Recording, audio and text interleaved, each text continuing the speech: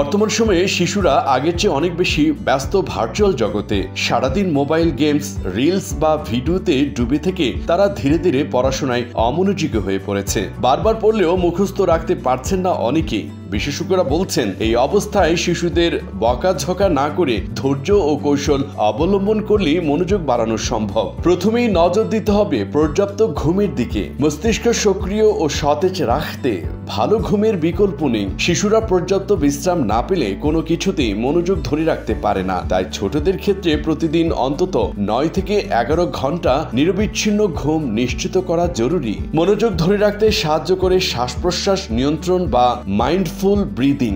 যদিও শিশুদের ধৈর্য ধরে বসিয়ে এই অভ্যেস করানো কঠিন, তবু প্রতিদিন মাত্র 5 মিনিটের চর্চায় ইতিবাচক প্রভাব ফেলে। এর মাধ্যমে শিশুর মনোযোগ ও মানসিক স্থিরতা বাড়ে।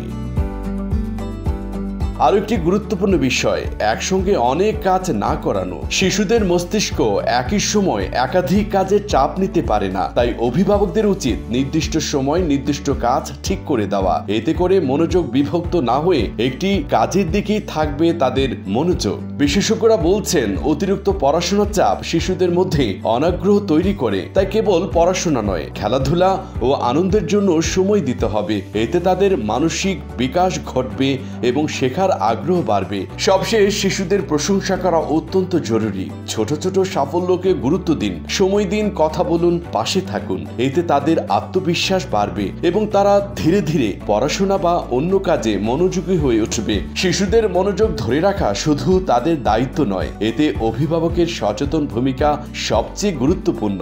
একটু ধৈর্য, সঠিক অভ্যেস আর সহানুভূতি বদলে দিতে পারে একটি শিশুর শিক্ষা জীবনের ধারা। মাতৃভূমির খবর, ডেস্ক রিপোর্ট।